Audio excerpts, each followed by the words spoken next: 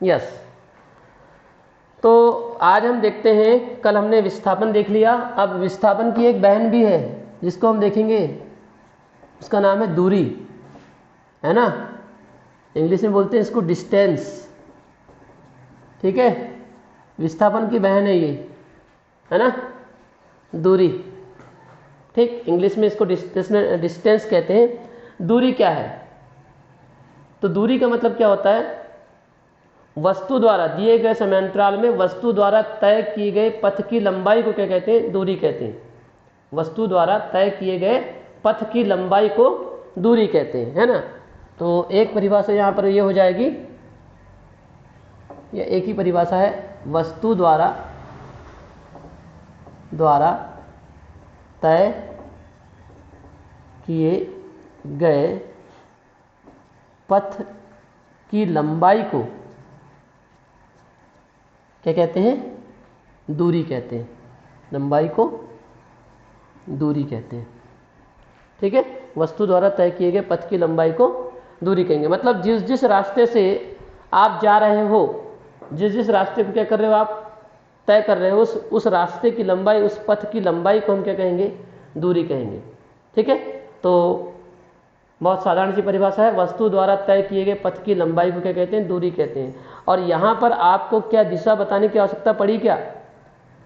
हाँ, आपको यहां दिशा बताने की आवश्यकता है क्या?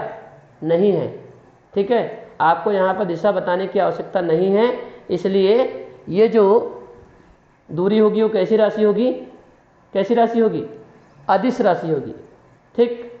तो बहुत आसान हो जाएगा, वस्तु द्वारा तय किए गए पथ की लंबाई को दूरी कहते हैं, ठीक है। और यहाँ हमको दिशा बताने की आवश्यकता नहीं पड़ी, इसलिए हम इसको कौन सी राशि कहेंगे? अदिश राशि कहते हैं, ठीक। एक और अगर दूसरी परिभाषा देना चाहे तो हम बोलेंगे वस्तु द्वारा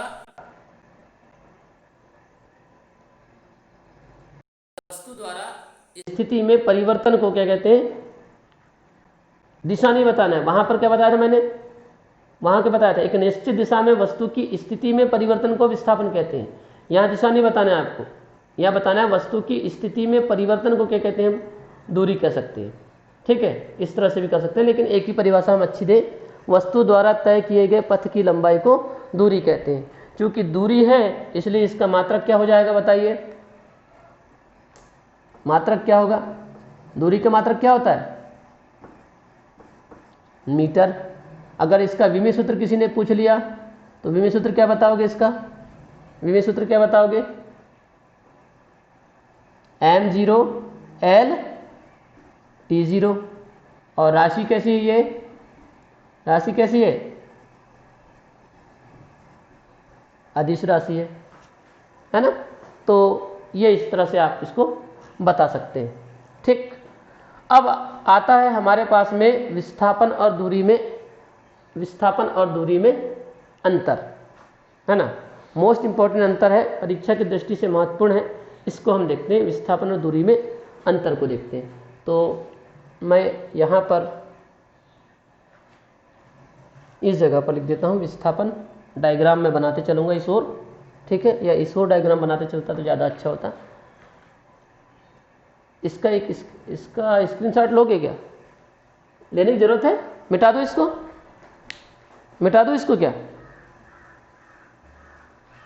है ना। ये कोई बड़ा भारी नहीं हुआ है, इसको मिटा देते हैं। अब हम हेडिंग डाल देते हैं विस्थापन और दूरी में अंतर। तो क्योंकि इम्पोर्टेंट अंतर है, हमको अच्छे से देखना होगा इसको।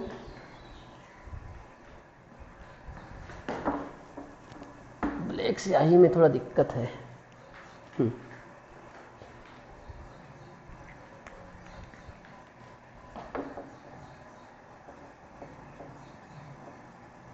विस्थापन और दूरी में अंतर है। अभी तो केवल आपने परिभाषाएं पढ़ा, है ना। अब हम अंतर पढ़ेंगे, difference between displacement and distance.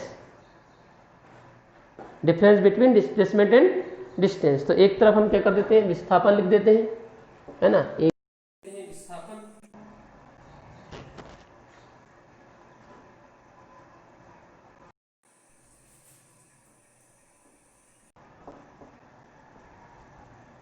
विस्थापन और एक तरफ क्या हुआ,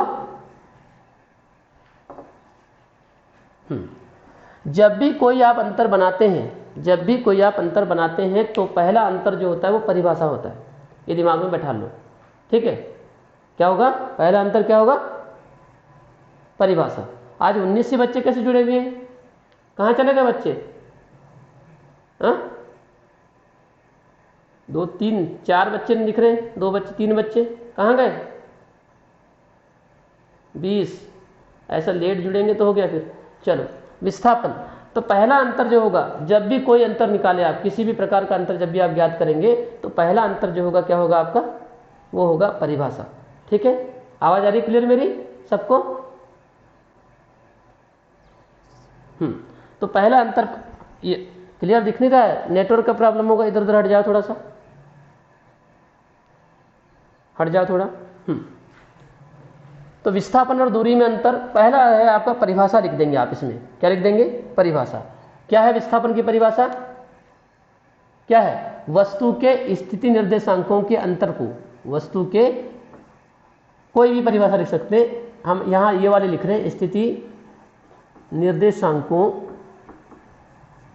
के अंतर को क्या कहते हैं, विस्थापन कहते हैं।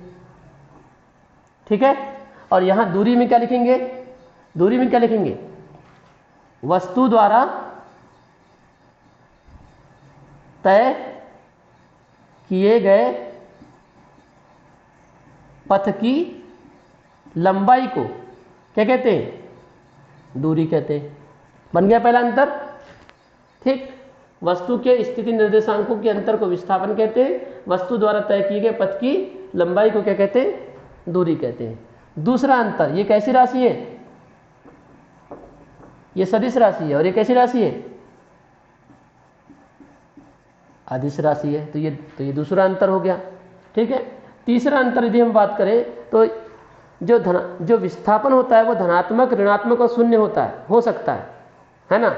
जो विस्थापन है ये धनात्मक भी हो सकता है, ऋणात्मक भी हो सकता है और शून्य भी हो सकता है, तीनों हो सकते हैं। लेकिन दूरी जो होती है सदैव धनात्मक होती है, सदैव धनात्मक होती है। कहने का मतलब क्या, इस लाइन को समझो। ठीक है, विस्थापन का मान धनात्मक, ऋणात्मक एवं शून्य हो सकता है। अब मैं आपको बताता हूं एक, जैसे मान के चलो आप इस बिंदु पर हैं, आपकी विस्थापन की परिभाषा क्या है बताइए, विस्थापन की परिभाषा क्या है, स्थिति निर्देश। मैं आप पहले धनात्मक विस्थापन को बात करता हूं, फिर ऋणात्मक की बात करता हूं, फिर शून्य की बात करता हूं। धनात्मक का मतलब क्या होता है, जैसे मान के चलो आप इस पॉइंट से, इस पॉइंट ए से इस पॉइंट बी में गए, बिल्कुल एक दिशा में। ठीक है, जब आप ए से बी जाएंगे, जब आप ए से बी जाएंगे तो उसको क्या बोलेंगे आप, धनात्मक विस्थापन कहेंगे। क्या कहेंगे उसको हम, धनात्मक विस्थापन। लेकिन मैंने बोला कि फिर ए से बी जाओ और जैसे बी पर पहुंचे और बोले है ना पीछे मुड़, आप क्या करेंगे, बिल्कुल पीछे मुड़ेंगे और कहां, बी से कहां आ जाएंगे, ए आ जाएंगे, बिल्कुल सीधे सीधे।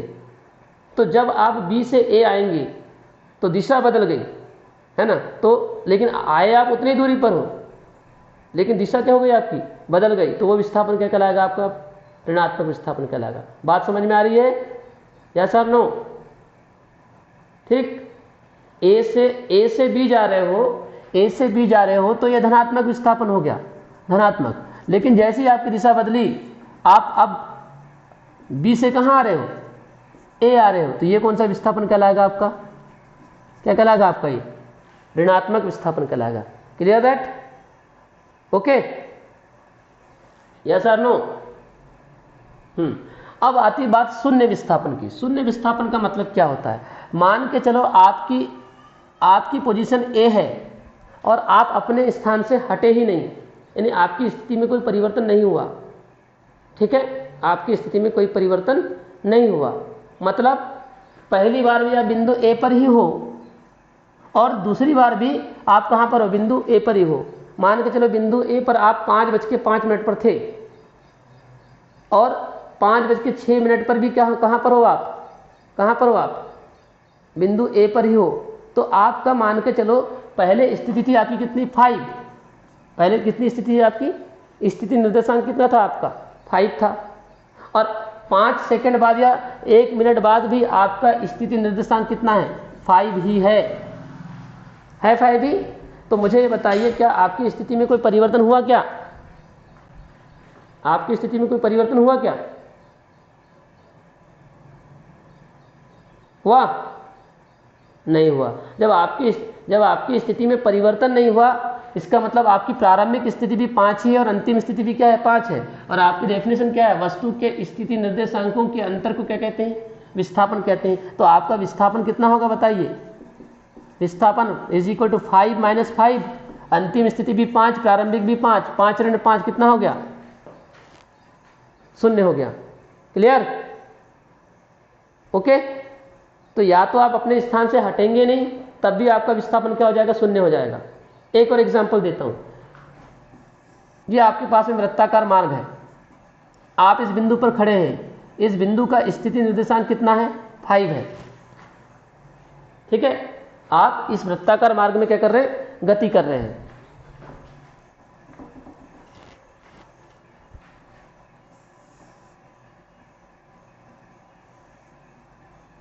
ये वृत्ताकार मार्ग है। अब यहां पर आप हैं, ये बिंदु ए है, ठीक है, यहां पर आप हैं और आपका स्थिति निर्देशांक कितना है? 5 है। अब आप यहां से घूमते हुए, ऐसा घूमते हुए कहां पर आए? फिर से कहां पर आ गए? बिंदु ए पर आ गए। ठीक, तो बताइए प्रारंभिक स्थिति क्या थी आपकी? प्रारंभिक स्थिति क्या थी? यानी प्रारंभिक स्थिति निर्देशांक 5, प्रारंभिक स्थिति निर्देशांक आपका 5 है। ठीक है, और आप घूम फिरकर फिर से कहां पर आ गए? बिंदु ए पर आ गए। तो अब भी आपका प्रारंभिक स्थिति, अब आपका अंतिम स्थिति निर्देशांक कितना होगा? वो भी कितना होगा? 5 ही होगा, क्योंकि आपने आपकी स्थिति नहीं बदली है। आप ठीक है घूम फिरकर आ गए हो, लेकिन आप आए कहां पर? टी समय पश्चात बिंदु ए पर ही आ गए हो। यानी कि आपका प्रारंभिक स्थिति निर्देशांक भी क्या है? 5 ही है, और अंतिम स्थिति निर्देशांक भी कितना है? यानी स्थिति को निर्देशित करने वाला अंक पहले बार भी 5 ही है, अंतिम बार में भी क्या है? 5 ही है। तब भी आपका विस्थापन कितना होगा? 5 माइनस 5 कितना हो जाएगा? 0। समझ गए? यानी कि इस स्थिति में आपका विस्थापन 0 होगा, लेकिन दूरी 0 नहीं होगी। दूरी कितनी होगी बताओ? क्योंकि आप इस रास्ते को तय किए हो, आपने ये वाला रास्ता पूरा, और यहां पर पहुंचे हो। तो दूरी की परिभाषा क्या है? वस्तु द्वारा तय किए गए पथ की लंबाई, रास्ते की लंबाई को क्या कहते हैं? दूरी कहते हैं। तो आपकी जो दूरी है वो 0 होगी क्या? नहीं होगी। आपकी दूरी 0 नहीं होगी, है ना। आपको केवल विस्थापन 0 होगा। क्यों? क्योंकि प्रारंभिक स्थिति भी आपकी 5 ही है और अंतिम स्थिति भी क्या है? 5 है। और विस्थापन निकालने का तरीका होता है अंतिम स्थिति माइनस प्रारंभिक स्थिति। मतलब अंतिम स्थिति 5 माइनस प्रारंभिक स्थिति 5, 5 से 5 कट गया, क्या आ गया? 0 आ गया। तो विस्थापन 0 है, लेकिन दूरी 0 नहीं हुई है। दूरी कैसे 0 नहीं हुई है? बताओ कितनी दूरी तय किया है आपने? कितनी दूरी तय किया है? बोलो, कितनी दूरी तय किया आपने?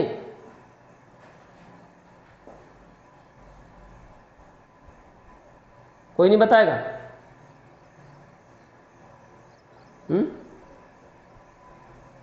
कितनी दूरी तय किया? जितनी उस वृत्त की परिधि है। इसको क्या बोलते हैं बताइए? क्या बोलते हैं इसको? हाँ, अरे इस एक चक्कर को क्या बोलते हैं? वृत्त के एक चक्कर को क्या बोलते हो आप? परिधि बोलते हो कि नहीं? हाँ, यस और नो? बोलते हो परिधि। तो आपके द्वारा तय की गई दूरी कितनी होगी? विस्थापन तो 0 हो जाएगा। यार इसको क्या हो रहा है?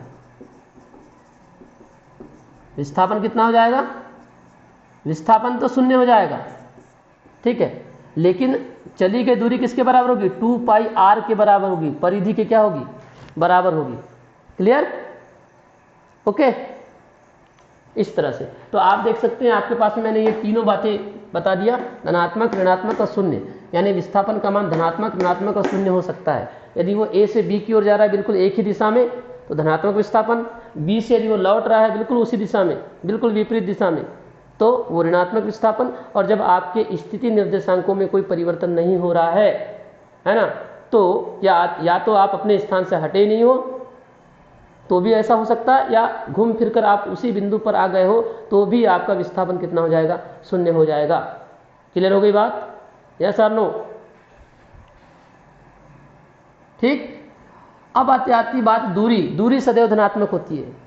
दूरी सदैव धनात्मक होती है। कभी आपने ऐसा बोला कि लालबरा से बालाघाट की जो दूरी है वो -25 किलोमीटर है? कभी आपने ऐसा बोला क्या? हाँ, बोला? या बालाघाट से भोपाल जो है -400 किलोमीटर दूर है, क्या आपने अभी कैसे बोला क्या? बोलिए। नहीं बोला ना? क्लियर है? मतलब दूरी हमेशा कैसी होती है? धनात्मक ही होती, कभी ऋणात्मक नहीं होती। ठीक, वो सदैव कैसी होती है? धनात्मक होती है। क्लियर हो गई बात? ओके। अब आती बात तीसरे नंबर पर, चौथे नंबर की। ये जो आपके पास विस्थापन है ये पथ की प्रकृति पर निर्भर नहीं करता। पथ की प्रकृति पर निर्भर नहीं करता, केवल प्रारंभिक व अंतिम स्थिति पर निर्भर करता है। ठीक है, ये जो विस्थापन होता है ये पथ की प्रकृति पर निर्भर नहीं करता, केवल प्रारंभिक और अंतिम स्थिति पर निर्भर करता है। जबकि ये क्या करता है? ये पथ की प्रकृति पर क्या करती है? प्रकृति या आकृति, जो बोलना है बोलो। पथ की प्रकृति या आकृति पर निर्भर करती है। कहने का मतलब यह है कि विस्थापन को इससे कोई मतलब नहीं है कि आप किस रास्ते से जा रहे हो। बात समझ में आ रही है? विस्थापन को इस बात से कोई मतलब नहीं है कि आप किस रास्ते से जा रहे हो। विस्थापन को केवल प्रारंभिक बिंदु और अंतिम बिंदु से मतलब होता है। क्या होता है विस्थापन? जैसे मान के चलो मैं जहाँ पर रहता हूँ, मैं हॉस्पिटल के पास में, हॉस्पिटल के इस तरफ थोड़ा बाजू में रहता हूँ। ठीक है, अब मेरे पास में बस स्टैंड जाने के कितने तरीके हो सकते हैं, है ना? बस स्टैंड जाने के कितने तरीके हो सकते हैं? एक तरीका ये हो सकता है कि मैं यहाँ से पवार कॉलोनी में मैं यहाँ पर रहता हूँ, तो यहाँ से ये महेंद्र किराना वाले रोड से मैं मेन रोड पर निकल जाऊँगा, उसके बाद में कहाँ पर पहुँच जाऊँगा? बस स्टैंड में पहुँच जाऊँगा। एक तरीका ये हुआ। दूसरा तरीका ये हो सकता है कि मैं ओरिएंटल स्कूल के पास पहुँचूँ और हॉस्पिटल रोड पकड़ूँ, हाई स्कूल होते हुए कहाँ पर चले जाऊँ? बस स्टैंड चले जाऊँ। ठीक है। तीसरा तरीका हो सकता है कि मंडी से घूमते हुए, सब्जी मंडी से घूमते हुए कहाँ पर चले जाऊँ? अंदर कहाँ निकल जाऊँ? बस स्टैंड पहुँच जाऊँ। और एक तरीका ये होगा कि मैं अपने आंगन में एक बड़ा टावर बनाऊँ और बस स्टैंड में एक बड़ा टावर बना दूँ और दोनों टावरों को क्या कर दूँ मैं? एक बिल्कुल सीधे रोड से क्या कर दूँ? जोड़ दूँ, तो सीधे सीधे जाऊँगा मैं। ठीक है, तो कितने तरीके हुए मेरे पास? 4 तरीके हुए। समझ में आ रही बात? कितने तरीके हुए? 4 तरीके हुए। तो उसमें से चारों के चारों दूरी तो हैं, लेकिन केवल एक जो है वो केवल विस्थापन है। और वो कौन सा वाला है? जो सीधा सीधा मार्ग मैंने बनाया अपने घर से बस स्टैंड के लिए, बिल्कुल सीधा नाक की सीध में जो मैंने अपना मार्ग बनाया हूं, वो मार्ग क्या कहलाएगा? आपका विस्थापन कहलाएगा। विस्थापन को केवल प्रारंभिक स्थिति और अंतिम स्थिति से मतलब होता है। उसको पथ की प्रकृति से, पथ आड़ा है, तिरछा है, आड़ा टेढ़ा है, उससे कोई मतलब नहीं होता। Clear that? ओके। जैसे ये डायग्राम देखिए, ये डायग्राम देखिए, यह है बिंदु ए से बी तक हमको जाना है। ए से कहाँ जाना है? बी जाना है। कितने तरीके हो सकते हैं? एक तो सीधा सीधा मार्ग, ये वाला, ठीक है, जिसमें प्रारंभिक स्थिति ए है और अंतिम स्थिति क्या है? बी है। ठीक है। और दूसरा तरीका क्या हो सकता है? देखो, इस तरह भी जा सकते हो।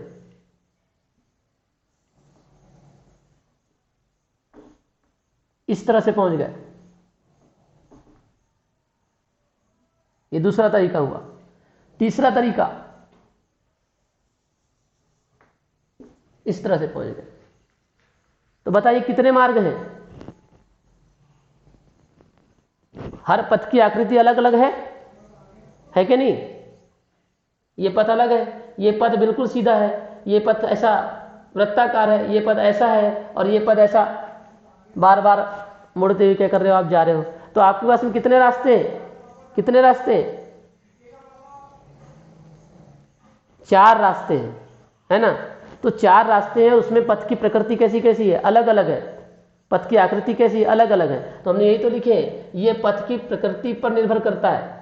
मतलब ये सब क्या है? ये भी दूरी है, ये दूरी है, क्योंकि आपने इस पथ को क्या करोगे? तय करोगे। ये भी क्या कहलाएगी? आपकी दूरी कहलाएगी, क्योंकि आप भी इस रास्ते को क्या करोगे? तय करोगे। ये भी क्या कहलाएगी?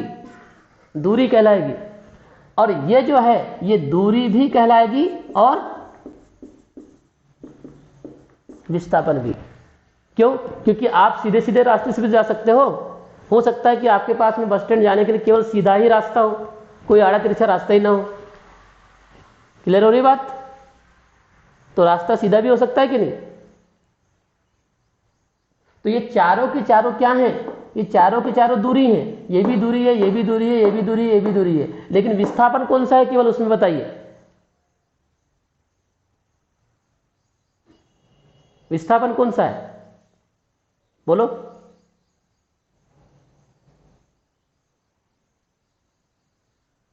बात समझ में आ रही क्या बता रहा हूं? हाँ बोलो, विस्थापन कौन सा है? ये सीधा वाला रास्ता, ये सीधा वाला रास्ता क्या कहलाएगा आपके लिए? विस्थापन कहलाएगा। ठीक है? यस और नो?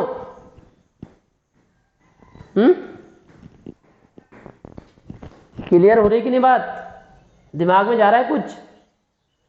ये दूरी है, ये भी दूरी है, ये भी दूरी है, ये भी दूरी है, सब दूरियां हैं, लेकिन उन दूरियों में से केवल एक जो रास्ता है वो क्या है आपका? विस्थापन है। और वो रास्ता कौन सा है? सीधा सीधा, ये वाला। मतलब विस्थापन को किससे मतलब है? सीधे रास्ते से मतलब है। प्रारंभिक स्थिति और अंतिम स्थिति से मतलब है उसको। आप किस रास्ते से जा रहे हो उससे उसको कोई मतलब नहीं है। कैसे रास्ते से जा रहे हो, घूम के जा रहे हो, कैसा जा रहे हो, उसको कोई मतलब नहीं। उसको मतलब है आपका घर पहला पॉइंट, और दूसरा पॉइंट कौन सा है? Bus stand. बस इससे मतलब है। क्लियर हो गई बात? यस और नो? राइट? तो ये मैंने लिख दिया, ये पथ की प्रकृति पर निर्भर नहीं करता। मतलब विस्थापन जो है ये पथ की प्रकृति पर निर्भर नहीं करता, कैसा मार्ग है उस पर निर्भर नहीं करता। ये केवल किस पर निर्भर करता है? प्रारंभिक और अंतिम स्थिति पर निर्भर करता है। कौन? विस्थापन। जबकि दूरी जो है ये पथ की प्रकृति पर निर्भर करती है, क्योंकि आप जिस जिस रास्ते से जाओगे उसको आपको तय करना पड़ेगा, और उस रास्ते की लंबाई को ही हम क्या बोल रहे हैं? दूरी कह रहे हैं। Clear that? Okay, yes. Number 5, 5th number में आता है आपका जो विस्थापन होता है। विस्थापन सदैव दूरी से या तो छोटा होता है या दूरी के बराबर होता है। विस्थापन का मान सदैव दूरी के, सदैव विस्थापन का मान दूरी से, ये देखो ये लेस देन का चिन्ह होता है, ग्रेटर देन लेस देन में समझता है कि नहीं? जिधर जबड़ा खुला रहता है ये इस तरफ वाला हमेशा बड़ा होता है, और जिधर ये चोंच बनी हुई रहती है ना, गड़ जाएगी आपको ये चोंच, तो इधर क्या होता है? इस तरफ जो भी राशि लिख रही थी वो छोटी होती है। आप कैसा भी लिख दो, अब ऐसा भी बना दोगे तो जिधर ये खुला रहेगा वो बड़ा, और जिधर ये रहेगा है ना उधर क्या रहेगा? ये छोटा। बात समझ में आ गई? क्लियर है कि नहीं? याद कैसे रखते हैं इसको? Greater than less than. Greater का मतलब होता है बड़ा है, तो ऐसा लिखेंगे बड़ा है, इधर छोटा है। इधर लिखा है, अगर ऐसा लिखा हुआ है तो इधर वाली छोटी, इधर वाली क्या हो जाएगी? राशि बड़ी हो जाएगी। तो मैंने क्या लिखा? विस्थापन लेस देन दूरी या लेस आर इक्वल, मतलब विस्थापन का मान छोटा है या बराबर है किसके?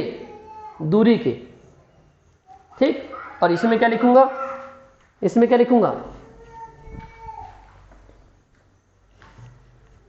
यानी विस्थापन का मान सदैव दूरी से छोटा या बराबर होता है। और छठवा यहां पर आ जाएगा इसका 5वां, दूरी का मान सदैव विस्थापन से बड़ा या बराबर होता है। अब इसको भी समझ लो जरा।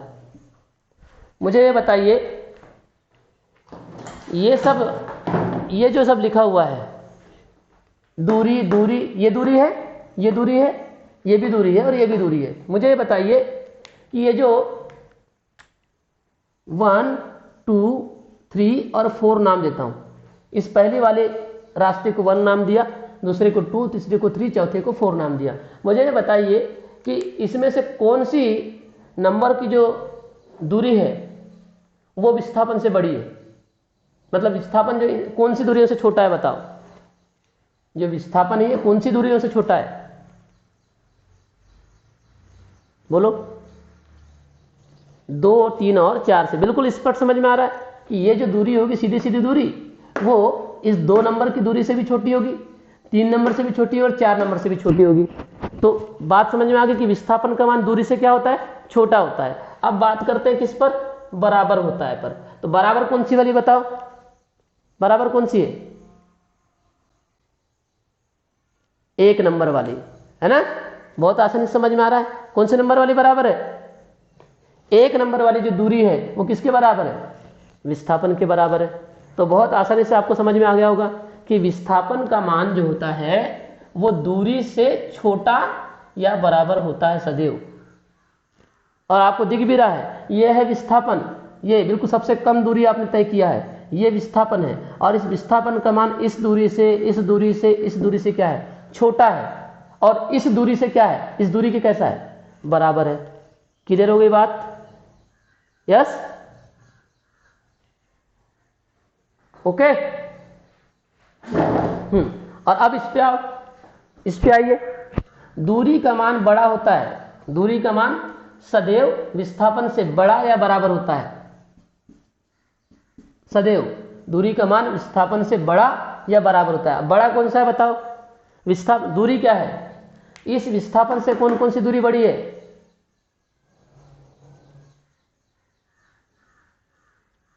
दो, 3 और 4, है ना।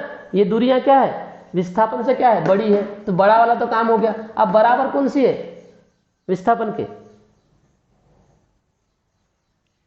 1, है ना। ये वाली दूरी जो है वो विस्थापन के बराबर है। ये जो दूरी है वो दूरी भी कहलाती है, विस्थापन भी कहलाती है, क्योंकि सीधी सीधी सीधा सीधा रास्ता है। और विस्थापन सीधा सीधा रास्ता ही होता है। सीधा क्यों होता है, क्योंकि उसकी दिशा कैसी होती है, निश्चित, एक ही दिशा, ना लेफ्ट जाओगे ना राइट जाओगे। तो इस तरह से मेरे हिसाब से ये आपका कंप्लीट हो जाता है विस्थापन और दूरी में अंतर। क्लियर दैट, है ना। विस्थापन और दूरी में अंतर, नंबर 1, वस्तु के स्थिति निर्देशांकों के अंतर को विस्थापन कहते हैं। वस्तु द्वारा तय की गई दूरी को, तय किए गए पथ की लंबाई को क्या कहते हैं, दूरी कहते हैं। विस्थापन सदिश राशि होती है, दूरी अदिश राशि होती है। फिर विस्थापन के बारे में देखेंगे, धनात्मक, ऋणात्मक और शून्य हो सकता है। और दूरी सदैव क्या होती है, धनात्मक होती है। फिर लिखेंगे, ये पथ की प्रकृति पर निर्भर नहीं करता, केवल वस्तु की प्रारंभिक और अंतिम स्थिति पर निर्भर करता है। जबकि दूरी जो होती है ये पथ की प्रकृति पर निर्भर करती है। और 5वां पॉइंट होगा, विस्थापन का मान सदैव दूरी से छोटा या बराबर होता है। जबकि इसमें लिखेंगे, दूरी का मान सदैव विस्थापन से बड़ा या बराबर होता है। Clear that, okay.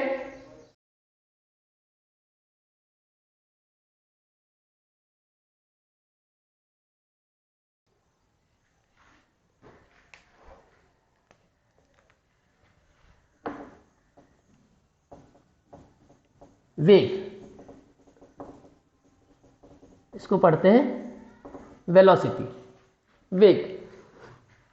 वेग जो होता है वो विस्थापन से बनता है, इसलिए ये कैसी राशि है, सदिश राशि है। कैसी राशि है, सदिश राशि है। ठीक है, ये दिमाग में आप बैठा लो। ठीक, अब देखो, वेग जो है वो सदिश राशि है, तो इसमें एक निश्चित दिशा होगी। तो अब यहां पर परिभाषा क्या बनती है, वस्तु द्वारा एक निश्चित दिशा में एकांक समय में तय की गई दूरी को क्या कहते हैं, वेग कहते हैं। ठीक है, क्या होगी परिभाषा, वस्तु द्वारा एक निश्चित दिशा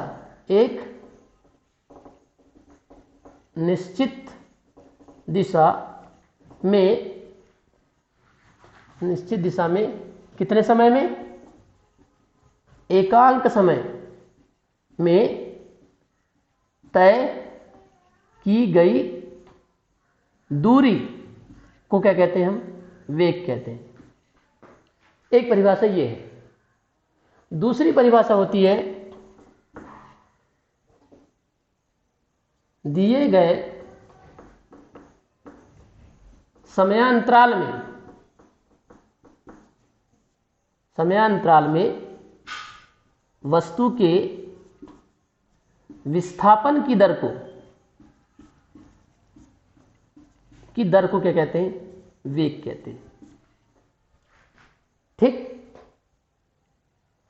तीसरी परिभाषा, एकांक समय में तय किया गया विस्थापन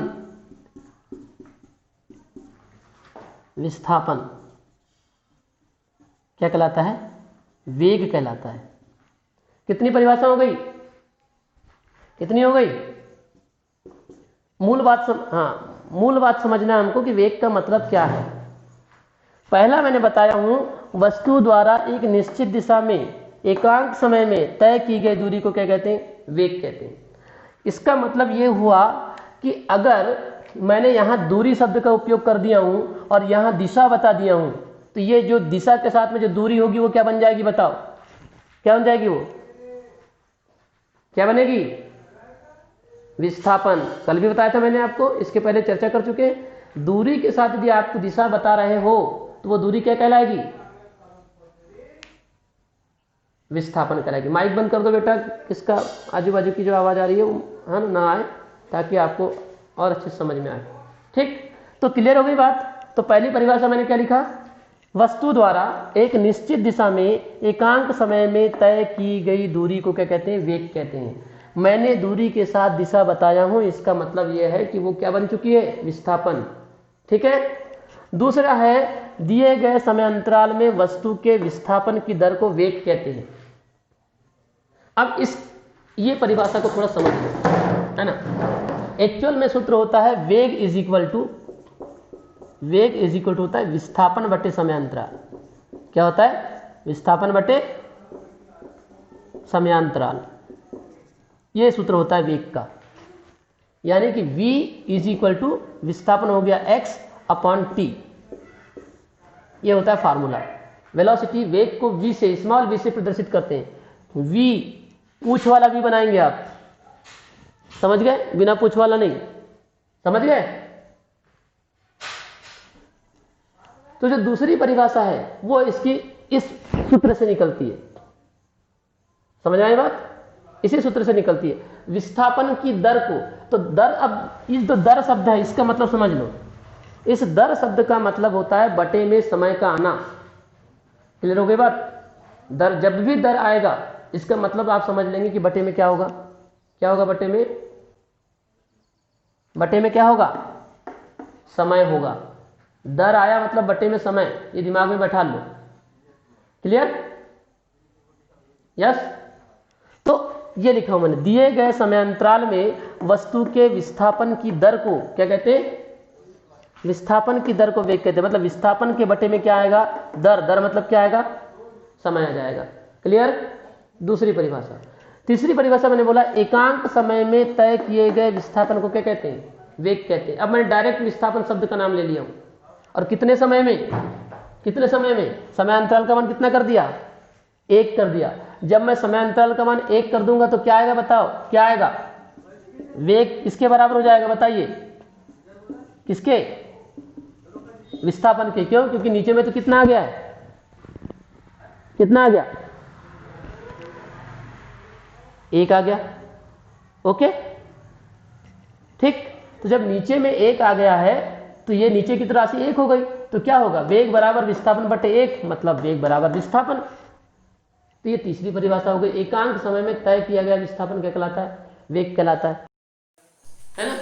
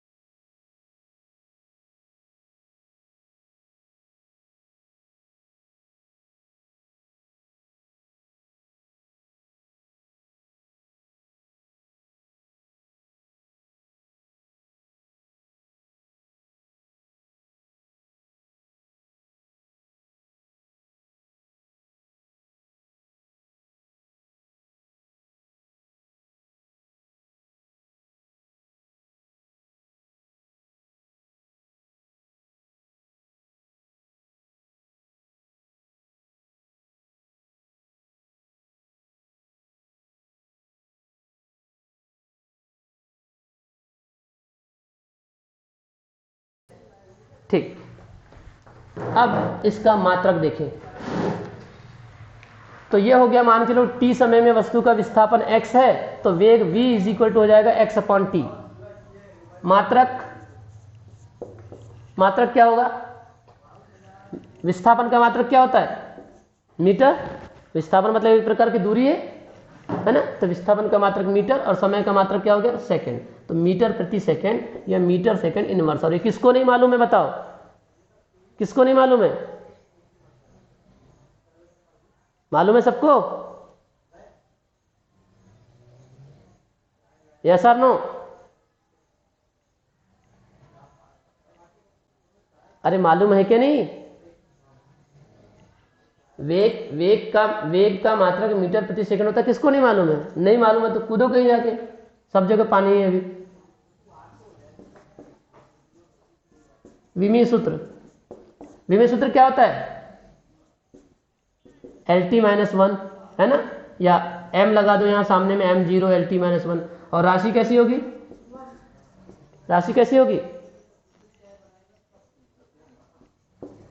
सदिश राशि होगी। कैसी राशि? सदिश राशि होगी। ठीक है, ये हो गया वेग। अब इसी वेग की एक बहन भी है ना, और उस बहन का नाम क्या है? क्या है उस बहन का नाम? चाल, है ना। क्या नाम है इसका? चाल नाम है। ठीक, और अब ये चाल क्या है? इंग्लिश में बोलते हैं इसको स्पीड, है ना, लेकिन कई बार लोग बड़ी स्पीड से जा रहा है बोलते हैं, है ना, तो अब उनको कौन समझाए कि भैया स्पीड नहीं होता, स्पीड होता है। ओके, होता है ना, कई बार स्पीड बोलते हैं कई लोग। माइक बंद कर दो, माइक किसी ने किसी का माइक ऑन है ना, उनसे मेरा करबद्ध निवेदन है कि अपना माइक बंद कर दे। मोना म्यूट करो। ओके, चलिए, अब चाल क्या होता है ना, चाल क्या होता है नहीं, चाल क्या होती है ना, ये तो वही बात होगी, बैल लात मारती है, गाय दूध देता है। ठीक है, तो क्या हो जाएगा? चाल क्या होती है इसको समझते हैं। बहुत सिंपल परिभाषा है। चाल बराबर दूरी बटे समय। आपने सुना होगा, सुने हो कि नहीं? चाल बराबर क्या सुने हो आपने? दूरी बटे समय। सुने हो या नहीं सुने हो? तो इसकी परिभाषा क्या बन जाएगी? हाँ, तो इसकी परिभाषा क्या बन जाएगी? चाल बराबर दूरी बटे समय होता है, तो इसकी परिभाषा बन जाएगी एकांक समय में वस्तु द्वारा तय की गई दूरी को क्या कहते हैं? चाल कहते हैं। बहुत सिंपल परिभाषा।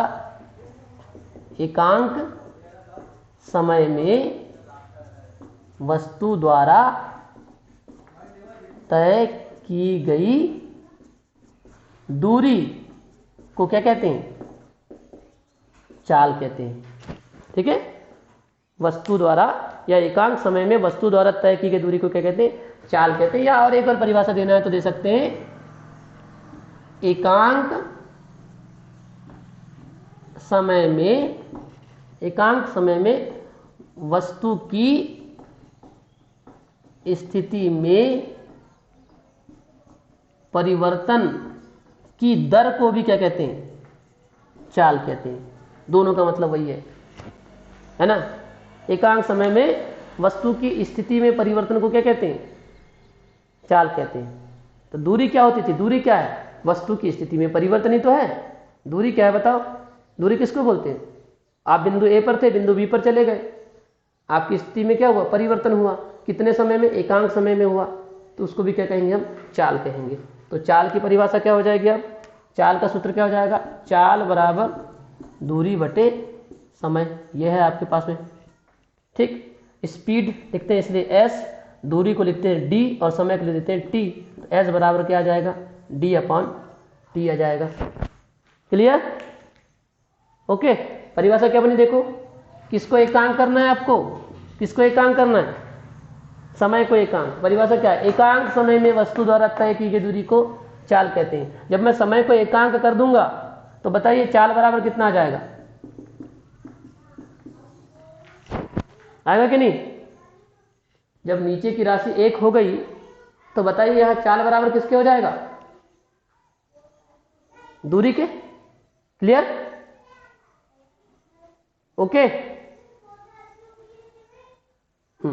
तो यह परिभाषा बन गई। एकांक समय में वस्तु द्वारा तय की गई दूरी को क्या कहते हैं? चाल कहते हैं। इसे s से प्रदर्शित करते हैं, s बराबर d/t। या दूसरी परिभाषा, एकांक समय में वस्तु की स्थिति में परिवर्तन को दूरी कहते हैं। और दर लिख दिया हूं मैंने, तो दर का मतलब क्या होगा? बटे में क्या होगा? समय होगा। ठीक, तो इस तरह से एकांक समय में वस्तु की स्थिति में परिवर्तन की दर को क्या कहते हैं? हम चाल कहते हैं। ठीक है, तो ये आपके पास में हो गया। इसका मात्रक निकाल लेते हैं, मात्रक लिख देते हैं, विमेय सूत्र लिख देते हैं। तो किसको नहीं मालूम मात्रक बताओ? चाल का मात्रक किसको नहीं मालूम? चाल का मात्रक क्या होता है? मीटर प्रति सेकंड ही होता है। क्या होता है? मीटर प्रति सेकंड। मैंने बताया ना, ये भाई बहन है। अंतर केवल किसका है? एक के पास में दिशा है और एक के पास में दिशा है ना, एक के पास दिशा है और एक के पास दिशा नहीं है, बस अंतर यही है। दोनों भाई बहन ही है। क्लियर हो रहा है? मात्रक वही है, विमेय सूत्र भी वही होगा, m0LT-1 ही होगा विमेय सूत्र। और अंतर कहां पर आ रहा है इसका बताइए? ये कैसी राशि है? कैसी राशि है? अदिश राशि है। क्लियर? तो इस तरह से आपके पास वेग और चाल, ये दोनों क्या हो गए? परिभाषित कर दिए हमने।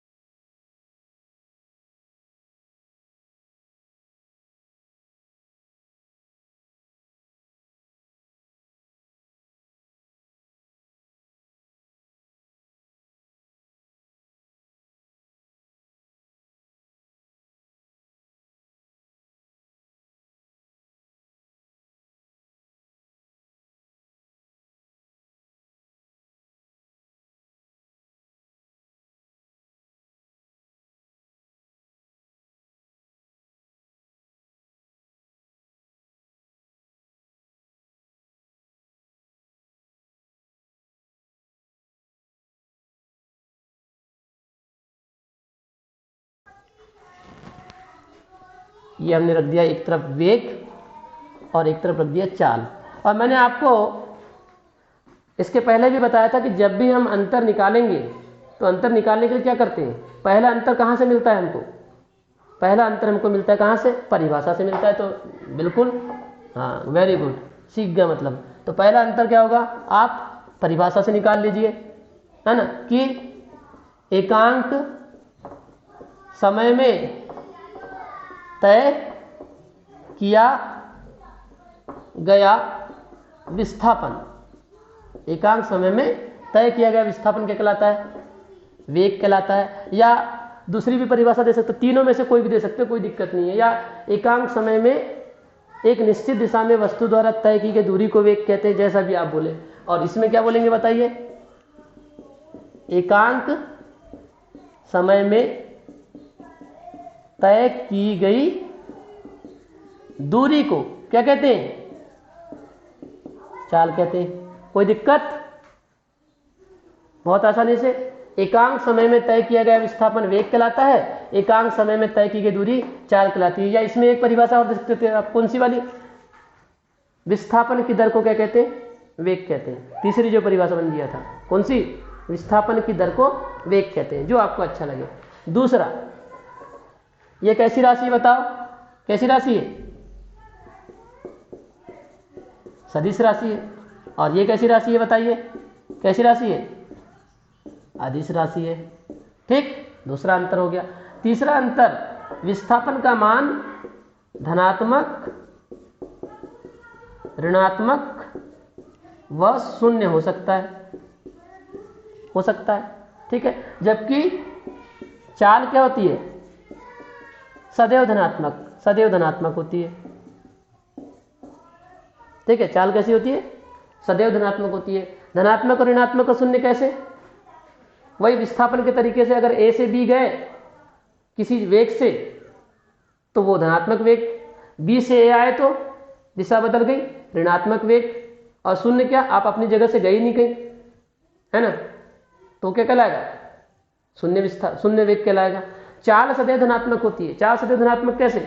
क्या आपने कभी ऐसा बोला कि जो मेरे मोटरसाइकिल की जो स्पीड है वो माइनस 30 किलोमीटर प्रति घंटा है, ऐसा बोला क्या आपने?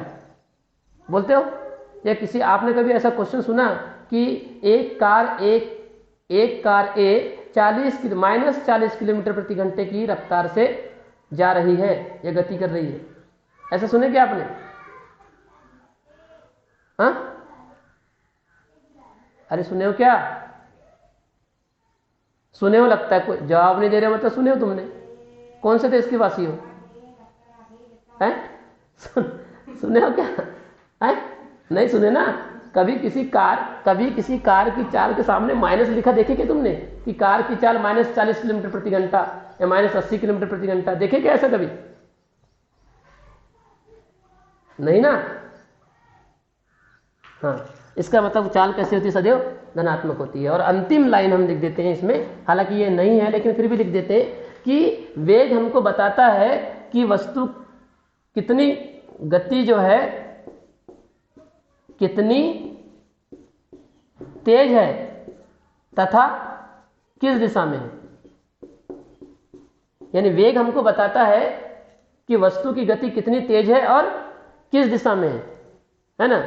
How motion is fast and which direction, ये बताता है। तो वेग हमको यह बताता है कि वस्तु की गति कितनी तेज है, कितनी फास्ट है और किस दिशा में है। जबकि चाल क्या बताती है? चाल केवल हमको यह बताती है कि ये कितनी तेज है, गति कितनी तेज है, कितनी फास्ट है, ये बताती है, दिशा नहीं बताती है, दिशा नहीं बताती। समझ में आ गई बात? बात समझ में आ रही है क्या बोल रहा हूं? दोनों ही गति कितनी तेज है बताते हैं, वेग भी और चाल भी। लेकिन वेग जो है हमको तेज के साथ साथ किस दिशा में है ये भी बता देता है वेग, जबकि गति जो है वो दिशा को, मतलब चाल जो है वो दिशा को नहीं बताती। ठीक है, क्लियर हो गई बात? अब तो ये हो गया आपका वेग और चाल में अंतर। क्लियर? यस और नो?